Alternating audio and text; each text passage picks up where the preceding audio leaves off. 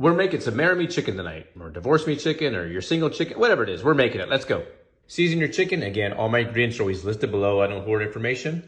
Get a little butter, get a little flour, get that roux going, mix it up really well. Add the rest of your seasoning. Add a little bit of chicken broth. Get a little whisk going to get all the clumps out of there. Add some homemade minced garlic. Yes, I didn't get that out of a can or a jar. Get some sun-dried tomatoes in there. Add my chicken breast. I use 5 thin ones, but use whatever you have. Give it a cover and cook for 15 to 20 minutes till it's done. I recommend a meat thermometer, highly, 160, 165.